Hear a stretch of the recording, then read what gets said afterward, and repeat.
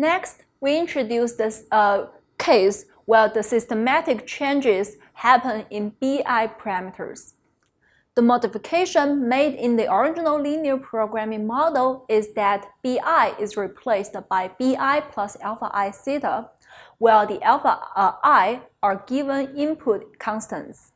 Thus, the problem will become the form where we have our z as before, but then the constraints are changed to the form where all the constraints on the right-hand side, we have this less than or equal to BI plus alpha I times theta.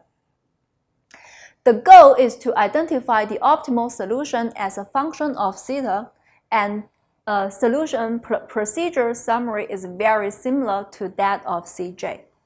So we first summarize the procedure.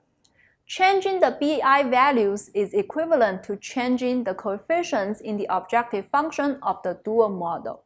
The procedure for the primal problem is exactly complementary to applying simultaneously the procedure for systematic changes in the CJ parameters to the dual problem.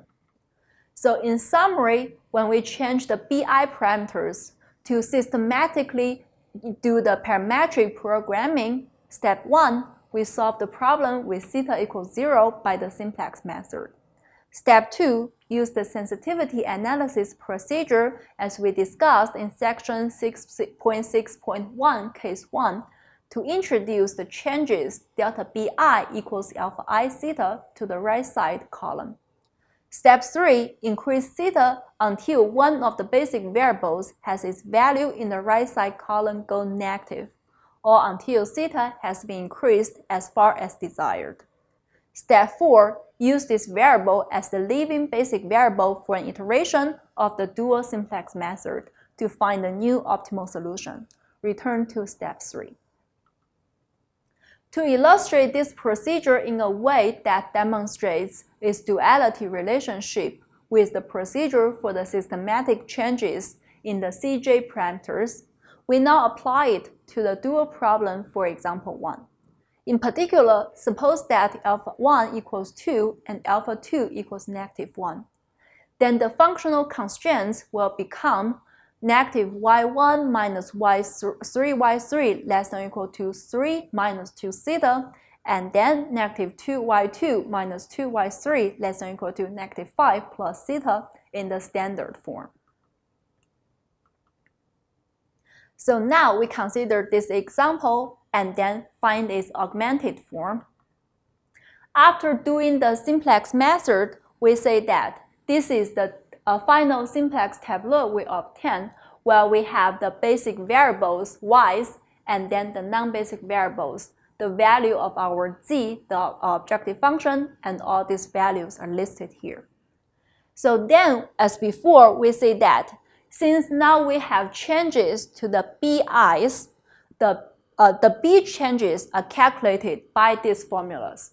Z star, the objective function, now becomes y star times B bar. So y star, again, the value of the slack variables, 2, 6, times B bar, the new constant terms in the constraints. So negative 3 minus 2 theta, negative 5 plus theta. And then we obtain a new expression for the objective function. On the other hand, we say the new right side is calculated by S star, the matrix of the slack variables, times B bar, which is introduced before, and then after doing the matrix multiplication, we obtain the new B star. So now we're going to put these values involving theta into the new right side. Now with this tableau made, we say that, well, the first equation 0 has all the coefficients non-negative, so it passed optimality test. The only thing we need to worry about is whether the right side, or in other words, the basic variables are still non-negative. So by looking at these expressions, we can see that here, y3 is always positive because it's 3 plus 2 theta. However, for y2, there is a minus sign here. So this may be positive, this may be negative. If this is positive or if this is non-negative, bigger than or equal to 0, our table will still be optimal. So in this case, we say when theta is in the interval from 0 to 9/7, this value is bigger than or equal to 0, so this table is optimal. On the other hand, if this is bigger than 9/7, then this is a negative value, so we need to apply the dual simplex method because now the basic variable is negative.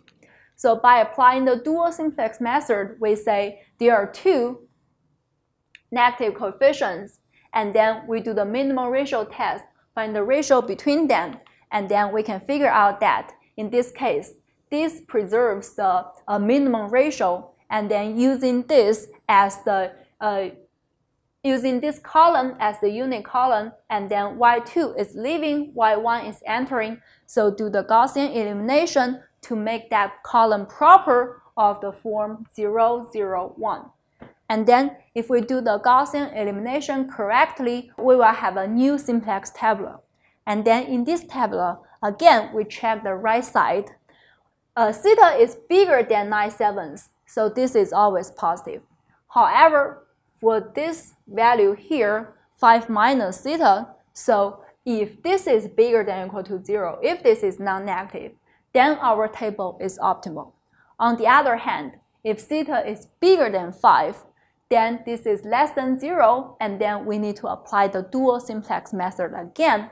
So this is negative, so y3 is the leaving basic variable, and then do the minimum ratio test. Well, actually in this case, there's only one negative coefficient here, so y5 is entering, and then do the Gaussian elimination so that this column is in the proper form, and then we obtain a new simplex tabular. And in this tabular, we can see that now all the coefficients in equation 0 are positive, and since this is under the condition theta bigger than 5, so all the basic variables take positive values on the right.